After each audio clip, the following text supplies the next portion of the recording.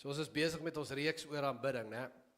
Hoe om 'n atmosfeer te skep waar hemel en aarde kan ontmoet. Dit gaan oor ons worship, oor ons tyd van saam staan, daai eerste paar minute in die diens waar ons saam staan en saam sing en saam bid, net vir daai kort tydjie terwyl die band hier bo is. Ons noem dit aanbidding. En ons het nou al oor die laaste paar weke vir mekaar gesê, dis nie iets wat ons net doen want ons hou daarvan nie. Dis nie iets wat ons doen want daar's die concert culture in die wêreld, so toe sê, hey, ouens het bands en goed, kom ons bring dit in die kerk in, en dan het ons hier 'n band en ons hou van musiek en ons skryf Christelike lirieke en dan is dit ook 'n goeie ding in ons diens nie. Ons sien in die woord, dis iets wat God wil hê. God het musiek gemaak dat ons kan worship. En daar's 'n spesifieke manier, het ons laasweek gekyk, wat hy wil hê ons moet worship, wat hy vir ons gee, dat ons ekspressie kan gee aan ons liefde vir hom, soveel so, dat ons sy hart raak, dat ek dit op 'n manier doen, dat dit ook my hart raak, maar dat ek ook dan dink aan die mense langs my, voor my, agter my, dat dit hulle harte raak. Ons kernskrif vir hierdie reeks is Efesiërs 5, vers 18 en 19, en Paulus sê hier 'n groot ding, hy sê, moet julle nie aan drank te buite gaan nie, daarmee gaan losbandigheid gepaard, nee, laat die Gees julle vervul. Die Heilige Gees moet in jou hart werk. Hoe? En dan sê hy, sing onder mekaar psalms, lofgesange en ander geestelike liedere. Jakes, kan jy my net so bietjie sagter sit, net so klein bietjie, ek hoor die hele tyd te fluit hierso. Sorry, miskien is my plofklanke te veel. Jammer. So hy sê, hier is hoe dit gaan gebeur, hoe die Heilige Gees in julle wil werk. Die Here is mos oral en hy kan enige tyd in jou werk. Maar hier is 'n spesiale ding wat julle nodig het. Kom by mekaar, sing saam. En dan sê hy, en doen dit met julle hele harte. Doen dit met julle hele harte. Speel, laat daar 'n band wees. En ons sien deur die Ou Testament was daar band, mense wat opgelei is vir worship. En ons sien Dawid het 4000 worship leaders aangestel, dat hulle dag en nag kan worship, terwyl hulle in battle is. So ons kom agter reg deur die Bybel, en na ons hemel toe gaan ons vir ewig nog worship. Dis 'n massive ding, so ons moet nie net hier in die kerk staan, ek hoop die liedjies kom nou verby, dat hy net kan begin preek nie, ons moet nie worship verdra nie. Ons moet deelneem. Ons moet ons harte oopmaak, laat dit kan gebeur, wat God wil hê moet gebeur, dat die Heilige Gees in ons kan werk. Nou, ek wil hê jy moet oplet, Paulus skryf hier dat ons by mekaar moet kom en moet worship. Kan jy dit sien? Nou, hy sê nie, gaan in jou binnekamer in en sit 'n worship liedjie aan nie. Okay, nou, vandag se tema is meer as 'n snitlys. Meer as 'n snitlys. Jy kan nog een aangaan daarso. Dis meer, nee, nie daar nie. Is daar, ja, daar is hy, sorry, ek sien nie die snitlys nie, sorry Jovan, ek is 'n bietjie blind hierso. Meer as 'n snitlys, kan iemand gou vir my sê, wat is 'n snitlys in Engels? 'n playlist, van julle is wakker, ek sien van julle sê, wat is 'n snit, wat sny hulle hierso? Waarmee is ons besig? 'n snitlys is 'n playlist, okay? Worship is meer as 'n playlist. Nou, kom ons dink gou, hoe het worship, ons denkwyse oor worship het in ons nuwe generasie baie verander. Dit het baie 'n persoonlike en private playlist geword. Hoekom? As gevolg van recorded music. As gevolg van opname musiek. Nou kom ek vat jou gou 'n bietjie terug in tyd. En ek wys gou vir jou waar het opname musiek begin, want dit is nie baie lank terug nie, dit is 'n bietjie meer as 100 jaar. So, in 1877, wat is daai? Wie weet? Ja, 'n fonograaf. Is dit 'n fonograaf, 'n grammofoon, andersom? Ja, daai ding, ek sal nie weet nie, van julle ken dit, van julle het dit dalk in die huis gehad, ek het nie. Maar dis waar dit alles begin het, in 1877. Okay, vandag modernize al hierdie goeders en jy sit dit as 'n duikorstukkie in jou huis. Maar dis waar dit begin het. Jy kan na die volgende een toe gaan. Toe gaan ons na vinyls, LP, plaatspelers, hier van so in die 1940s af. Wie het so een in hulle huis gehad? Wie het musiek op dit geluister? Nee? Okay, jy is nie net jonges hier nie, né? Nie dat ek sê hulle is oud nie, dis baie cool. Volgende ene is die kasetspeler. Toe word ons heavy cool. Kan jy sien, dis sulke 20 jaar shifts van hier af. Toe sit die kasetspeler en wie het 'n kaset Walkman gehad? Dan was jy super cool geweest. Hoed omgedraai, Walkman aangehaat, yes. Dan het die CD-speler uitgekom, toe's kassette gone, toe's daai industrie weg, en toe dink ons hier van die 1980s af, Jesus gaan binnekort kom, want daar kan nooit iets anders as CD's uitkom nie. Nooit weer nie, ons hang CD's uit ons dakke uit, in die kar se speeltjie, CD's is die beste, en een van die dae is dit die eindtyd. En toe kom Steve Jobs, en toe kom die iPhone. En toe daar slimfone, en musiek apps, en goed soos iPods, en toe CD's gone. Oornag, nog 'n 20 jaar shift, weg. Nou, ons is nou weer by 20 jaar, van daai tyd af, so of, daar gaan nou weer 'n shift kom, baie van julle dink, hierdie gaan nooit weg nie, okay, het mag nie weggaan nie, ons hou dit, maar daar gaan of 'n shift kom, of Jesus gaan terugkom, binnekort, so ek hoop jou saak is reg, ek wil net dit is niks met hierdie dienste doen nie, ek sê maar net vir jou. Hoekom noem ek hierdie vir jou?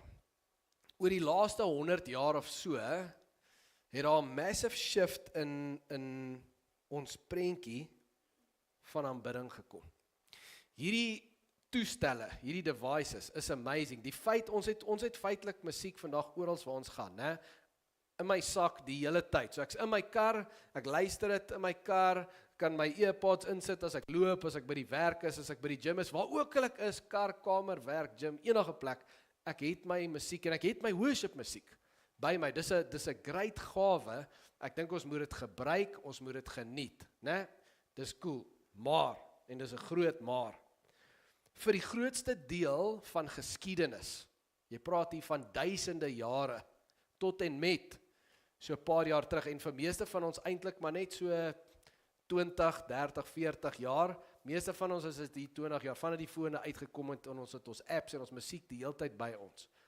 Vir meeste van geskiedenis, was, as jy gesê het worship, dan was mense se prentjie wat in hulle koppe opgekom het, 'n kerk, 'n Sondag, God se mense bymekaar, en ons sing saam vir die Here. Dit was die prentjie, vir duisende jare. Toe kom ons fone, en ons begin worship musiek op te neem, en nou kan ek dit saam met my vat, orals waar ek gaan, soveel so dat ek dink, as jy vir 'n nuwe generasie, as ons in skole moet ingaan, en jy sê worship, is die eerste prentjie wat by hulle opkom nie 'n kerk nie. Dis dalk 'n foon. Hulle kry dalk 'n prentjie in hulle koppe waar hulle dit in hulle kamer sit en luister, of in die gym luister, of by die skool luister, of miskien is dit vir jou so, jy luister dit in jou kar, of jy luister dit by die werk, en soos ek sê, daai is baie goed, maar dit is nie die oorsprong van worship nie, dis nie die fondasie van worship nie, en ons moet weer die prentjie herwin van wat worship eintlik is. Paulus sê, wat? Hy sê nie, vat jou foon, gaan in jou kamer toe en sit 'n worship liedjie aan nie. Want wat gebeur het in hierdie laaste paar jaar, is, ons het 'n nuwe generasie wat hulle passie vir worship verloor het, nommer 1. Hulle like worship musiek, né? As jy vir hulle vra, sê my gou 'n bietjie, wat is die artist wat jy, hulle sal vir jou kan noem? Hulle het 'n snitlys van ouens. Brandon Lake, Elevation, hulle sal vir jou kan sê, hier is die goed wat ek luister. En dis baie goed. Daar's net 'n probleem met dit, as jy dit luister, en jy sê, ek het 'n passion vir daai, ek het nie so groot passion vir kerk, en vir saam worship nie, dan moet jy net gou besef, hoe teenstellend is dit, want wie's Elevation? En waar het Brandon Lake sy liedjies van uitgeskryf? Uit 'n kerk uit. En Elevation is 'n kerk, hulle goedes word live opgeneem. Al die 99.9% musiek, behalwe Juanita Du Plessis en hier en daar, maar 99% van die musiek, en die musiek wat ons nuwe generasie luister, is alles live kerkopnames. Wat hulle dan na hulle binnekamer toe vat, en so ek sê, daai is great, maar mens moet besef wat hulle verloor, as hulle passion vir kerk verloor, en hulle passion vir saam worship. Dit wat God het gemaak het om te wees, dit wat Paulus sê, die Heilige Gees wil werk op 'n spesifieke manier, nie gaan in jou binnekamer toe nie, hy is daar ook, maar kom saam met mekaar, en sing saam met mekaar. Jy sien, daar's goed wat mens leer en ervaar, wanneer mens saam worship, wat jy nooit sal doen as jy alleen is. Ek onthou, toe ek 6 jaar oud was, het my leerskool, ek wil amper sê my aanbiddingsskool begin, in die AGS kerk. Ons was altyd in 'n konservatiewe kerk, ek kan nie veel eers van dit in elk geval onthou nie, maar vandag nog kan mens hoor, is dit vandag nog by konservatiewe kerke staan mense en daar's nie 'n ervaring nie, en ons het toe gegaan daai tyd, na die AGS kerk toe, my ma het tot bekering gekom, en ek kan onthou in die worship, dan kyk jy vir jou maale, en dan sien jy hoe die trane by hulle wange afrol, en jy kyk vir die ander groot mense om jou, wat breek voor die Here, en net worship, en jy besef, iets van hierdie is spesiaal, ewen 'n kind, daai het gemaak dat ek tot bekering kom op 6, ek is groot gedoop op 6, want ek het daai goed gesien, en dit het my so getouch, om te sien, hier's hierdie volwassenes, en hulle huil soos kinders, voor die Here, en worship die Here, en ek het besef as 'n kind, ek ken in daai tyd nog nie die Bybel nie, ek het nie geweet die Here sê in die Bybel, ons moet so worship nie, maar ek het net besef, something about this is good, iets van hierdie is reg en mooi, en die Here moet dit love, en soos ek ouer geword het en geleer het, het ek besef, dis actually in die Bybel, die Here wil hê ons moet so by mekaar kom en worship, en dan werk die Heilige Gees in harte, en ons minister na die Heilige Gees toe, en daar's net soveel wat gebeur, mense langs ons, voor my, agter my, word geraak deur die Here, soos ons worship en saam in sy teenwoordigheid ingaan, en as 'n nuwe generasie sê, hierdie is worship, net wanneer ek alleen my oorvontjies insit, dan verloor hulle daai, en hulle besef nie eers, hulle weet nie eers wat worship is nie, want hulle het dit nog nooit kom leer in 'n kerk nie. Hulle dink worship is net die wat's die nuutste band wat die lekkerste liedjies speel, en die nuwe worship musiek, let's be honest, dis lekker tunes, né? As jy in die gym is, of jy nou, jy kan 'n club song aansit, of jy kan 'n worship song aansit, die beat is dieselfde. In fact, die nuwe kerkbands, en prys die Here vir dit, is baie beter as die klubmusiek. Hulle skop meer, ek dink klubmense, as hulle in die kerk moet gaan, op 'n baie van hierdie kerk op 'n Sondag, sal dink, hierdie mense, hierdie is next level, ons moet hier kom, op 'n Vrydag aand, soos hierdie is baie cool. Dit is lekker om te luister, dit doen iets in jou, so mense moet pas op, want vir jong mense kan daai net 'n emotional hype wees. Dis lekker om te luister, en dan praat dit nog oor die Here, en dit sê, ek moet glo, en ek moet nie opgee nie, so, daar's wêreldse liedjies wat dit ook sê, en die Here se musiek sê dit, en soos ek sê, dis 'n goeie supplement, eerder dit as die wêreldse musiek, maar waar leer jy om opreg in jou private worship, waaroor dit regtig moet gaan, en dat ek so worship, dat die Heilige Gees my kon raak, hulle weet dit nog nie eers nie, want hulle het dit nog nooit ervaar nie, en waar sal ek dit ervaar? Net as ek saam met God se mense kom en worship. Nou, ek wil nie vanoggend vir jou sê, hy onthou nou, dit is belangrik, né, om hier te kom op 'n Sondag, laat ons saam worship nie, dit is nie waar vandag gaan nie. Wat ek eintlik by wil uitkom is, nou kom ons hier by mekaar, nou is jy hier, great, well done, high five, dis step 1, maar daar's 'n step 2. Net die feit dat jy hier is, beteken nie jou tyd, terwyl ons ons het 'n tyd, laat ek dit so sê, ons het 'n tyd vir aanbidding geskep met die band. Dit sê nie, dit was 'n tyd van aanbidding vir jou nie. Verstaan julle wat ek sê? Dit was 'n tyd vir aanbidding, maar hoe jy gekom het, en waar jou hart was tydens daai tyd, maak dit of 'n tyd van aanbidding, of net, jy het maar net saam met ons gestaan. Jy was hier, en jy het die musiek gehoor, en dit was great, Christelike musiek, lekker, ek hou van daai liedjie is nice, maar jou hart was nie hier op 'n manier, dat die Here gebless was deur jou presence, en dat jy kon aangeraak word deur sy presence, en dat die mense langs jou, dat daar 'n atmosfeer is waar hulle aangeraak is, as gevolg van jou hart en hoe jy kon worship nie. So my vraag is, hoe moet ons kerk toe kom? Hoe moet ons in die kerk kom, en wat moet ek en jy doen? Waar moet ons hart wees, dat, wanneer ons in 'n tyd vir aanbidding ingaan, dat dit actually 'n tyd van aanbidding is vir my, persoonlik. Want ek het hier, I've got a personal part to play here. Ek moet my persoonlik my hart check, waar my hart is, as ek kom worship. En ek wil 3 vrae vra, ek gaan dit weer eens, ek gaan dit simplify, deur 3 vrae vir jou te vra, en dan unpack ons dit bietjie in die skrif. En hier is die eerste vraag. Het jy vanoggend gekom om iets te bring vir die Here? Toe jy inkom, het jy gekom om iets te bring vir die Here? Of het jy ingekom om te waag, om te kyk wat gaan hier gaan gebeur, dat jy kan kry uit wat hier gaan gebeur? Wanneer dit by worship kom, En dis hoekom ek sê, dit kan so gevaarlik wees vir die nuwe generasie, want dis wat met hulle kan, they skip a few steps. Wanneer dit by worship kom, waar begin worship? Vir wie worship ons? Vir die Here, né? Daai is 'n belangrike een. Daai antwoord moet julle vinnig vir my kan sê. Né, worship gaan oor God in die eerste plek. Dit gaan ook oor ons. Daar is 'n deel in worship waar ek geraak moet word, maar dis nie die eerste deel nie. Dis ook nie die laaste deel nie. Dis daar in die middel. Okay, so ons gaan by dit uitkom, maar worship begin by die Here. En as ek by daai deure inkom, dan moet dit wees waar my hart is. Ek bring vir hom lof. Nou, om hierdie bietjie te unpack in die week in my stilte tyd lees ek Lukas 18 en ek wil gou vir jou lees. Jesus praat oor 2 mense wat kerk toe gaan en hulle het 2 verskillende hartskondisies en hy maak dit duidelik wat sien is reg en wat sien is verkeerd. So hy sê 2 mense het na die tempel toe gegaan om te bid. Die een was 'n fariseer, so 'n godsdienstige ou, en die ander een 'n tollenaar. Die fariseer het gaan staan en by homself so gebid. So hier sê Jesus hoe hierdie ou bid. Hy wil vir ons gaan nie oor die woorde nie, dit gaan oor die posture. So let op wat jy dink sy posture is deur sy woorde. Hy sê, o God, ek dank U dat ek nie soos ander mense is nie. Diewe, bedrieërs, egbrekers en ook nie soos hierdie tollenaar nie. Ek vas 2 keer in die week en ek gee 'n 10de van my hele inkomste. Dis sy gebed. Jesus sê, hier's hierdie ou, hier's hoe hy bid. So hy sê dankie, maar dankie vir wat?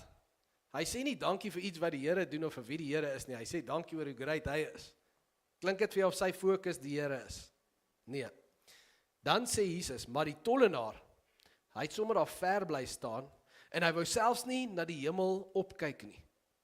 Hy het bedroef op sy bors geslaan en gesê, o God, wees my 'n sondaar, wees my genadig. En Jesus sê vir hulle, ek sê vir julle, hierdie man, hierdie tollenaar, en nie die ander een nie, het huis toe gegaan, as iemand wie se saak met God reg is.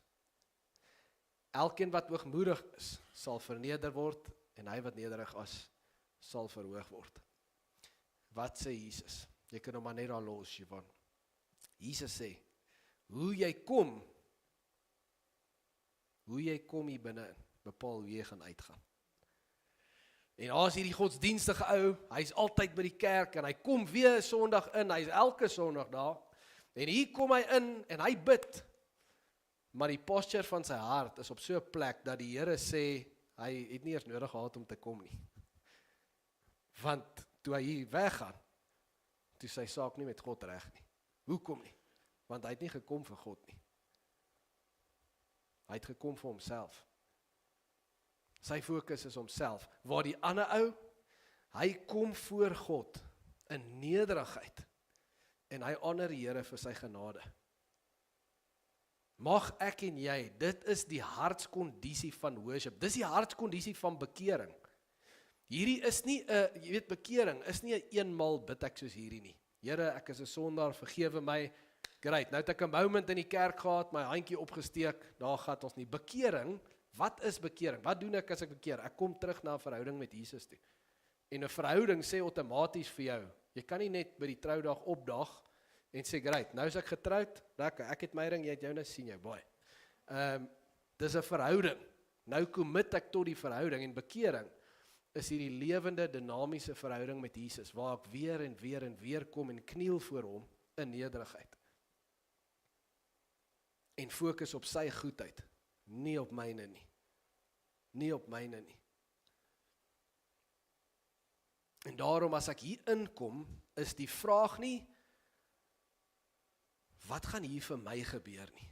Wat gaan ek voel as ek hier in die worship is nie? Baie mense het, veral in jou nuwe generasie, kom in, en hulle judge, hulle ervaring in die kerk gebaseer op die vibe.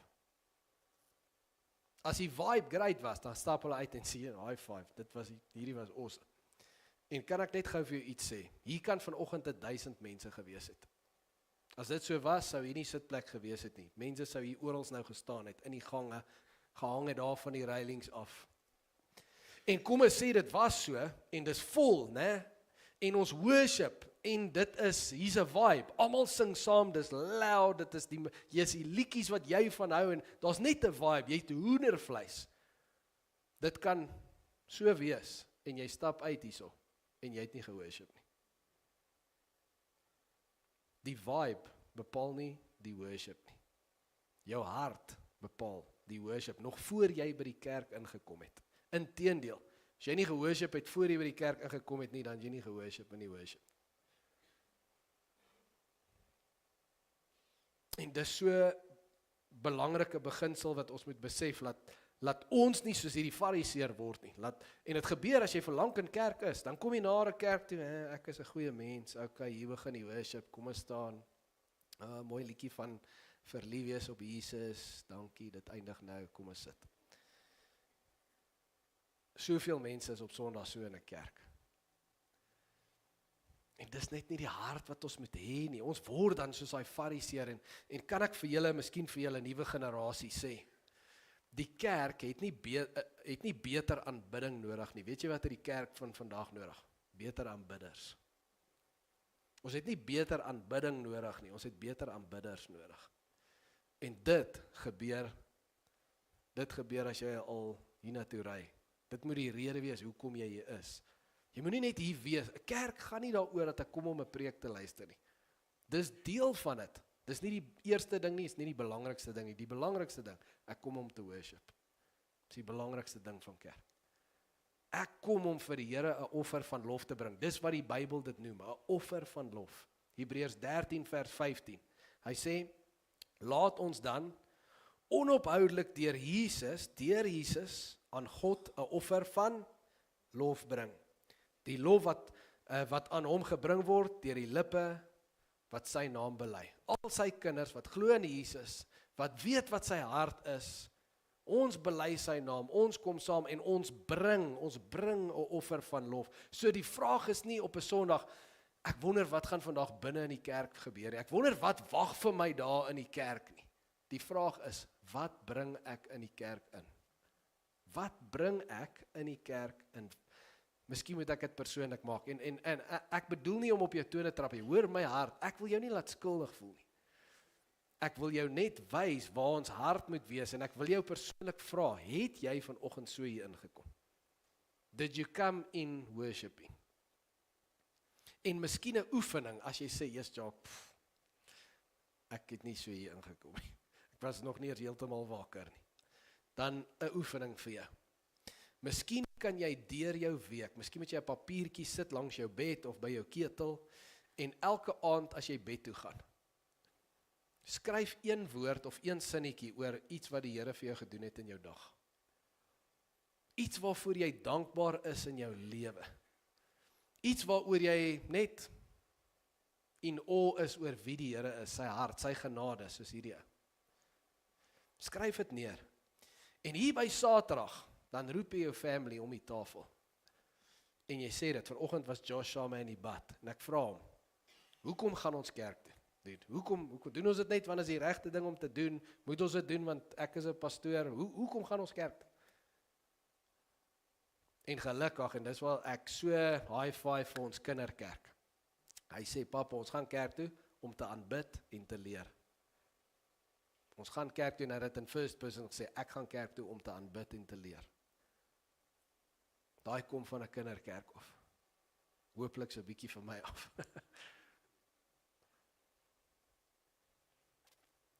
Mag jy vir hulle sê, hoekom gaan ons kerk toe? Ons gaan aanbid.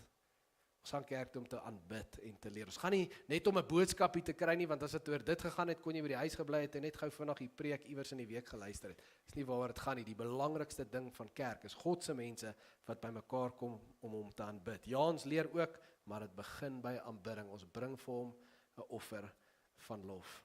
Mag dit wees hoe ons hier inkom. Hoe ek kom, bepaal hoe ek gaan. Ek wil gaan soos daai tollenaar, nie soos daai fariseer nie. Vraag 2.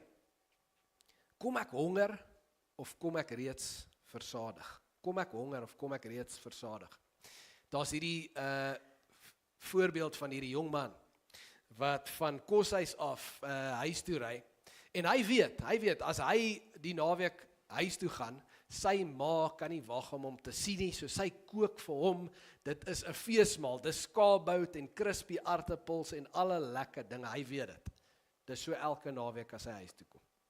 Maar nou het hy 'n girlfriend, so hy stop gou eers by haar, en sy like van McFlurries, so nou vat hy haar maar gou vir 'n McFlurry, en hy eet maar saam met haar een, en hy gaan laai haar af, en dan's daar die ouens in die koshuis, en hulle, nie almal het families waantoe hulle gaan nie, so hulle is daar met hulle chips en hulle biltong, en hy is maar daar in, en hy eet 'n bietjie chips en eet 'n bietjie biltong, dan is hy in sy kar eventually, en hy's op pad huis toe vir lunchtyd, en dit raak nou 'n bietjie lank en warm, so hy stop by die garage, en hy kry maar 'n garage paai, en hy kry 'n Coke en 'n chokkie, en by die tyd wat hy by die huis kom, is hy versadig.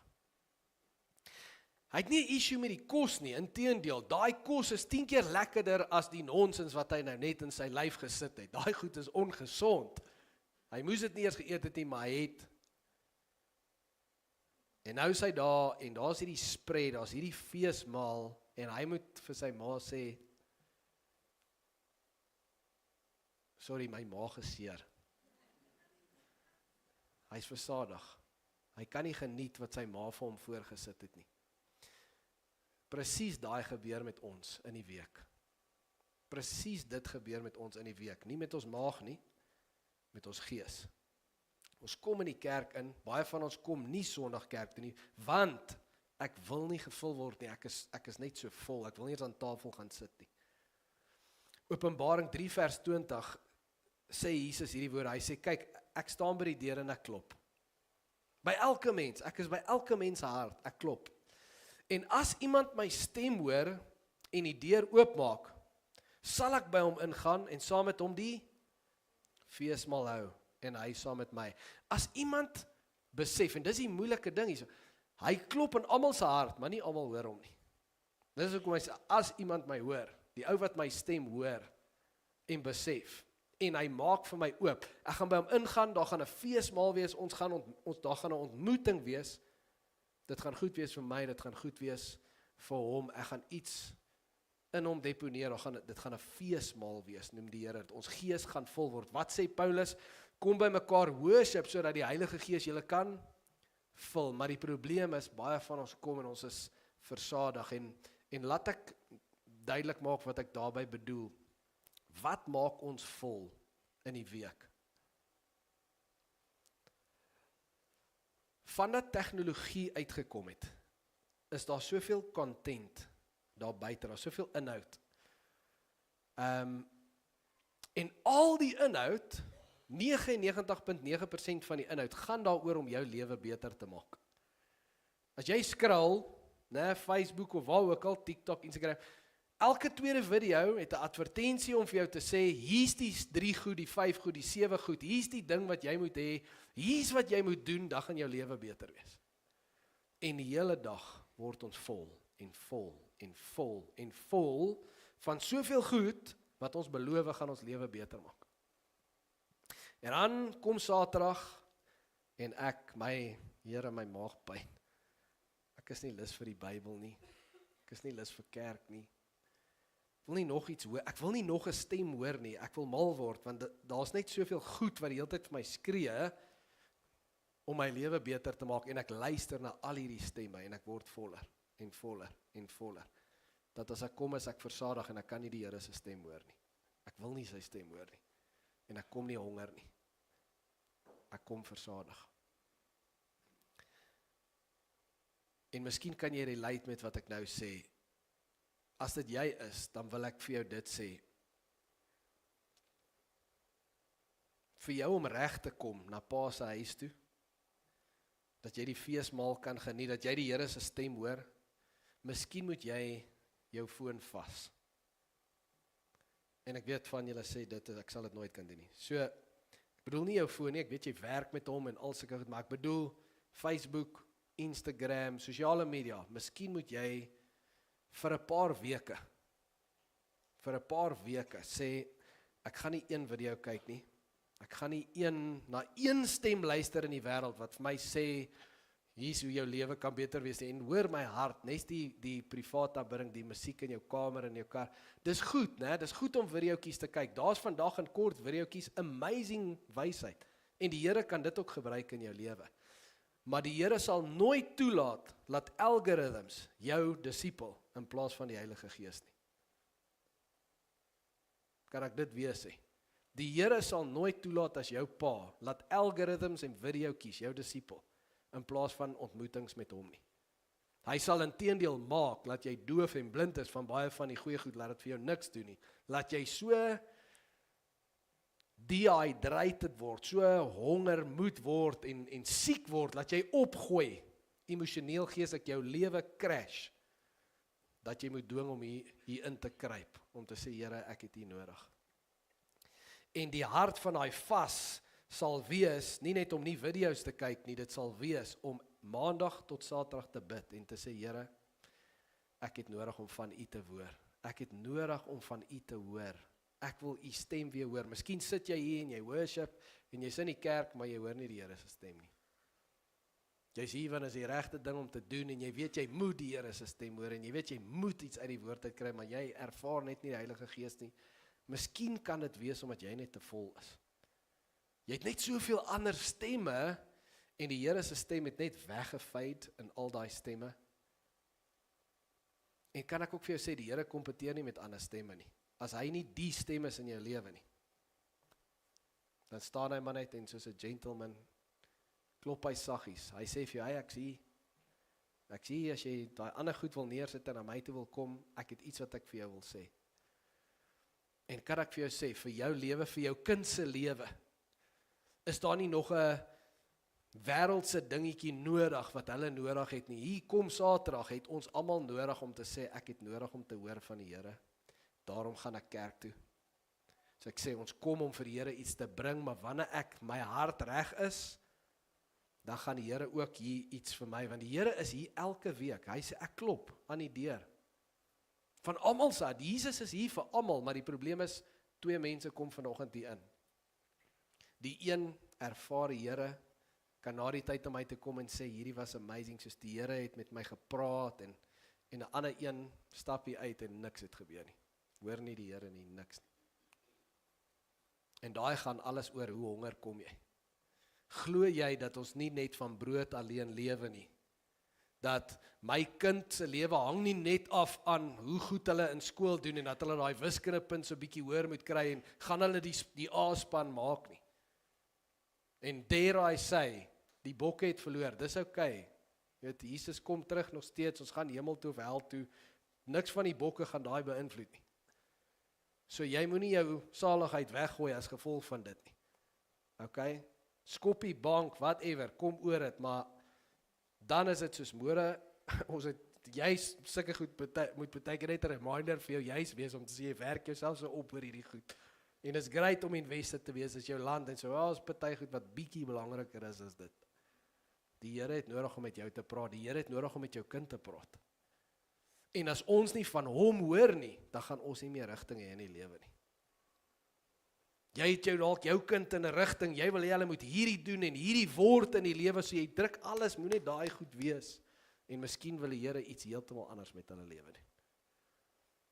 En dis okay om te support en ons kinders die beste te wil laat wees, dis great, maar dan moet daai een ding is, maar wat is die belangrikste ding? Wie is die belangrikste stem? Kom ons gaan hoor by Jesus. Kom ons gaan hoor wat sê Jesus. En luister wat die Heilige Gees vir jou sê. En hulle gaan nog eendag by jou kom en sê, pa, ma, sis, ek weet my storie was so, ek het my hele lewe lang gedink, ek gaan cricket joh. En boom, hier staan ek nou. Dan kom die Here en sê, ek het 'n ander plan met jou. Daai, julle het gewerk aan 'n mooi ding daar, well done. Ons gaan net bietjie skerp regs draai hierso.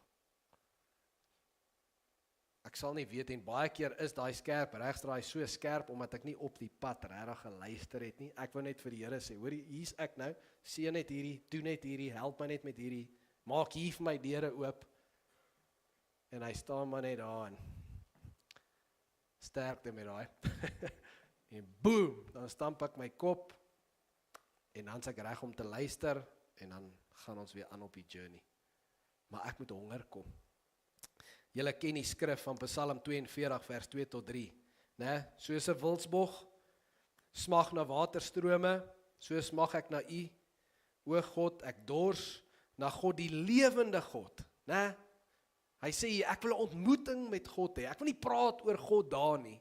Ek wil God hier ontmoet, die lewende God. En hierdie beautiful vraag weer eens. Wanneer kan ek gaan en voor God verskyn? Come Saturday moet my grootste excitement nie wees die rugby game nie. Moet my grootste excitement wees, môre is Sondag, die Here wil met ons praat. En ek wil honger kom. En in daai vas, miskien vir jou, is om te bid hier by Saterdag, om te sê, Here, ek wil by U hoor. Miskien moet jy 'n ander lysie maak van wat is jou battles, wat is die goed wat jy fight, wat is jou vrae, wat is jy nou mee besig in die lewe en jy slat net mure. Bring daai goed na die Here. Die Here wil met jou praat daaroor. Maar jy moet regtig by hom wil hoor. Hy's nie net 'n stem in jou lewe nie, hy moet die stem wees. En as jy honger kom, dan gaan jy die Here ervaar. Jou worship gaan iets heeltemal anders word. En dis wat dit moet wees. Dis wat dit moet wees. Laaste vraag. Kom ek net vir myself of kom ek ook vir ander mense? Baie mense kom kerk toe met die beste van intensies om 'n boodskap te kry, om te hoor wat wil die Here hê moet ek doen, wat wil die Here vir my sê. En daai is belangrik, so ek sê, ek kom eers vir die Here, nie vir myself nie, vir die Here. In die middel, yes, wil God met my praat en iets met my doen, maar dit eindig ook, dit begin nie by my nie, dit eindig nie by my nie. Dit eindig by ander mense. Wat sê Paulus? Hy sê nie, gaan in 'n kamer in, sit worship musiek aan, gaan staan daar voor in die kerk en dit gaan net oor jou nie. Hy sê, bemoedig mekaar, in die Engelse vertaling, encourage one another with psalms and spiritual songs. Jou aanbidding beïnvloed, bepaal tot 'n mate die ou langs jou se ervaring.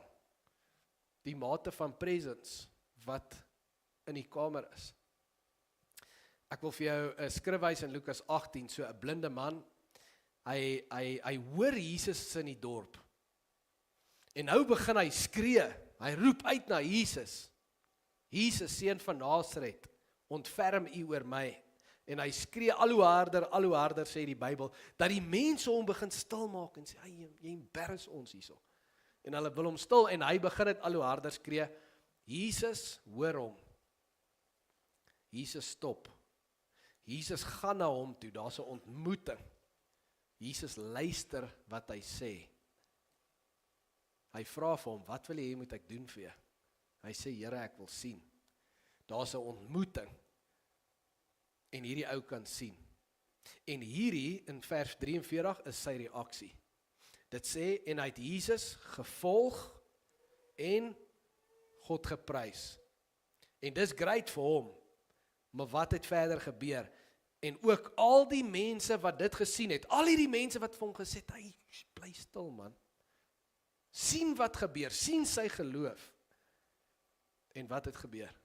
En hulle het God die eer begin gee. Wanneer jy in 'n kerk inkom, en jy worship met opreg, met jou hele hart, en in ons culture, soos ek sê, baie van ons is skaam, ons is bang om ekspressie te gee, en dit gaan nie oor, jy weet, klap die ou langs jou, dat hy sien jy aanbid die Here nie, maar dit gaan oor om opregheid jou hart te kom worship. Baie keer is dit net om stil te staan, soos ek al gesê het, baie keer beteken dit gaan sit net op jou stoel en bid. Jy het nie nou nodig om hierdie liedjie verder te sing nie. Ontmoet net met die Here. Jy ervaar hy wil vir jou iets sê, sit en luister wat hy vir jou wil sê. Maar jy is opreg besig met die Here. Ander mense wat dit sien, wat aanbidding sien, wat sien, hierdie persoon het nou net 'n ontmoeting met die lewende Jesus gehad. En haar ontmoeting het genesing gebring en dis net hierdie amazing ontmoeting waar het hierdie persoon die Here eer en dit kan nie anders. Dit lei ander mense na 'n beeld van God, om God te sien op 'n manier dat hulle moet hom net honor en hom eer en hom worship. En miskien kan ek dit so sê, Miskien is die ou langs jou vanoggend blind. Miskien is die persoon langs jou vanoggend blind. Hulle kom hier in en daar's iets in hulle lewe wat seer is, wat regtig 'n aanraking van die Here nodig het. Hulle het die lewende Jesus hier nodig. Nie Jesus wat ons sing net op die skerm liedjies en ons praat net van hom nie. Die lewende Jesus, hy's hier. Hy klop aan harte, maar vir hulle om hom te hoor, baie keer vat dit ons presence, die manier wat ek inkom en worship, bepaal dat hulle Jesus raak sien en hom ervaar en met hom 'n moment het dat hulle genesing kan kry. Hier's baie mense wat kerk toe kom vandag en prys die Here daarvoor vir die eerste keer in 'n lang tyd. Hier's baie mense wat vir die eerste keer in hulle lewe kerk toe kom. Wat beteken hulle kinders kom ook vir die eerste keer in hulle lewe kerk toe. Jy wat al jare hier kerk toe kom dalk, jy moet besef, jy kom of soos hy fariseer, of soos hy tollenaar. Jesus het nie vir ons 3 opsies of 4 of 17 gegee nie. Daar's 2 tipes harte. En as my hart reg is en ek kom in, en ek soos hierdie blinde man, ek het reik uit na Jesus, want ek weet, jy moet besef, daai persoon wat niet is op die journey, omdat hulle nie in kerk kom, ken hulle nie worship nie. Ken hulle nie van hoe gaan mens in die teenwoordigheid van die Here in, hoe hoor mens die Here se stem? En dis altyd, ek wil dit so sê, daar's hierdie gesegde wat sê, it's caught, it's not taught. Daar is goed wat ons mense kan leer oor hoe om die Here se stem te hoor, but it's more caught than taught. Worship is caught. It's not taught. Soos ek sê, wanneer ons saam met mekaar in die presence van die Here inkom, dan daai ou wat nie is op sy journey, hy kom in 'n aanbiddingsskool in. En hy begin om te ervaar, deur te kyk, soos ek 6 jaar oud was, en ek sien, en hulle kyk, loop die trane by hierdie een se oë af, en hierdie persoon is besig met die Here, en hulle begin al meer leer, hoe om te worship, en hoe om te respond, tot met die punt dat hulle begin leer wat die Bybel sê, en so, is jy hulle Bybel, is jy die een wat hulle blootstel, aan lewende worship. Ons kinders, hier kom kindertjies, hulle ken nie worship nie. Op 'n Vrydag aand kom die jong mense, hulle ken nie worship nie. Maar ons stel hulle bloot aan worship en ons bring hulle in en 'n journey begin, 'n aanbiddingsskool begin. En ons goal is dat dit so sal groei dat hulle, as hulle daai aanbiddingsmusiek luister in hulle binnekamer, dat hulle al meer opreg sal worship in hulle binnekamer. En dat vanuit dit uit hulle weer met daai hart sal kom kerk toe en sal add aan die Gees wat hier is en volmaak en werk vir die ander nuwe mense wat inkom. En dan gaan ons weer met daai hart na ons binnekamer toe, ons jong mense, en so word hierdie 'n plek waar mense disippels gemaak word, waar mense leer worship. Jy is 'n aanbiddingsleier, ek weet nie of jy dit weet nie, ons gaan nie vir jou noodwendig 'n mic gee nie, okay? Dit sien julle, ek sit my maat hier, wanneer ons sing, dit gaan nie oor die sing nie, dit gaan oor die hart. 'n Aanbiddingsleier, it starts with the heart. En hoe jy worship, dit raak die ou langs jou. Dit raak ons kinders. Ons moet dalk op Saterdag, ons moet ons kinders gereeld vra, hoekom gaan ons kerk toe? Ons kinders moet weet, nie van daar's 'n jumping pillow nie, dis lekker, dis ons huis, ons is God se familie, so ons maak die huis lekker. En ek weet, dit trek party kinders, so dis great. Maar die doel op die einde van die dag is nie dat ons lekker spring op 'n jumping pillow nie. Die doel op die einde van die dag is dat ons sal disippels gemaak kom word. En ons kinders moet, imagine as ons 'n nuwe generasie kan oprig van kindertjies wat besef, ons gaan kerk toe om die Here te worship. Of ek nou 'n great boodskap daai dag kry of nie, of ek, as my hart reg is, en ek hoor die Bybel, gaan die Heilige Gees met my praat. Hy gaan iets hier plant. As my hart reg is, en ek kom om die Here lof te bring, gaan ek 'n moment met die lewende Jesus hê. Imagine hulle kan dit op daai ouderdom. We create an atmosphere where it's caught. Dis wat dit moet wees. En jy's deel daarvan. Maar baie keer bly jy by die huis, want jy besef dit nie. En jy dink, ek is nie vandag lus nie, ek sal die boodskap gou op die, wat se naam kry. Hoor mooi, ek weet ons het partykeer goed aan, maar daai is baie keer 'n verskoning, wat nie aan is nie. Ek sê dit vandag eerlik vir jou, baie keer is dit nie aan nie. Soos jy ontneem iemand, jy ontneem jou kind van om in die atmosfeer van worship te kom en verder die ervaring van worship, deel van dit te wees, te groei in dit. Dit is so belangrik dat ons besef, ek en jy het 'n verantwoordelikheid hier, om te besef, ek gaan nie net vir myself nie, of omdat ek so voel nie. Ek gaan eerste vir God. Tweede, ja, weet ek wil hy met my ontmoet, maar laaste, gaan ek, want ons blindes, wat die Here nodig het. En ons moet so worship, dat elke ou besef, die lewende Jesus is hier, en hulle gryp na hom toe. Want wat gaan hy doen? Hy doen dit altyd, hy stop, hy hoor, hy sien, hy luister, hy ontmoet, hy genees. En dis wat hier moet gebeur, elke liewe Sondag, familie. Psalm 145 sluit ek mee af, vers 3 tot 4. Dit sê, die Here is groot, alle lof kom hom toe, sy grootheid is ondeurgrondelik, geslag na geslag prys wat u doen en vertel van u magtige dade. Dis die Here se hart nog altyd, geslag na geslag. Kom in die aanbiddingsskool in, worship saam en besef, die lewende Jesus is hier. Ons kom om hom eer te gee, ons kom om van hom te hoor, en ons kom om hom te deel, met blindes wat hom nodig het, met mense wat seer harte het, mense wat in situasies het, wat regtig nodig het, of mense wat net ver is van hom, wat nodig het, om hom te hoor. Saam aanbid, saam worship, is God se hart, en is my en jou voorreg. Dis God se hart vir sy kinders, en is my en jou voorreg. En miskien vandag, soos ek deur hierdie 3 vrae gegaan het, vraag 1, het jy iets ingebring? Bring jy iets in op 'n Sondag, of wag jy om te kyk wat hier gaan gebeur?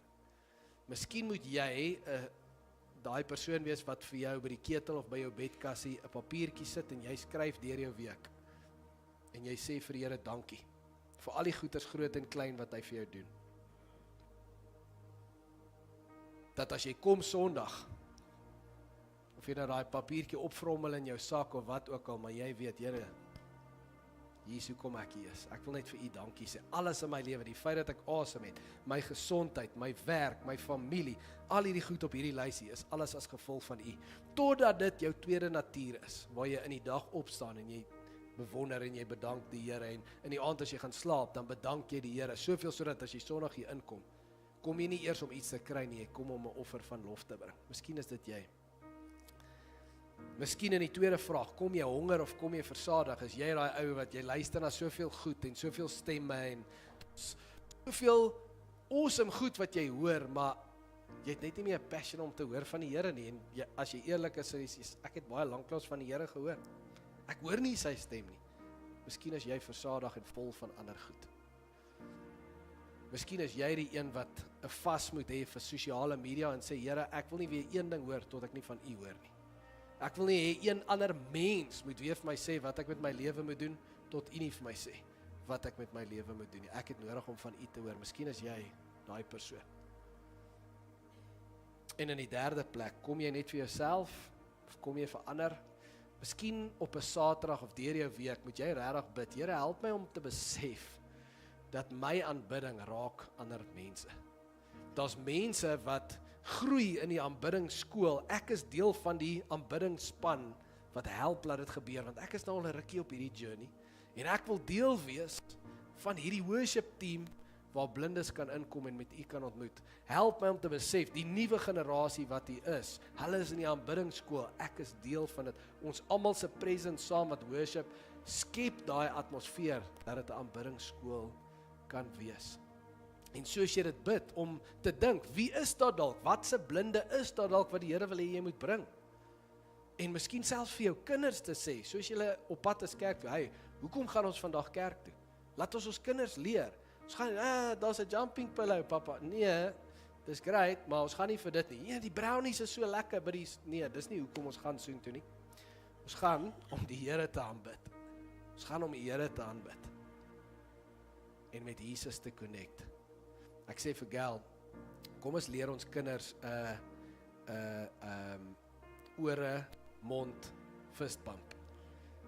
Ons gaan eerste om God die eer te gee met ons mond.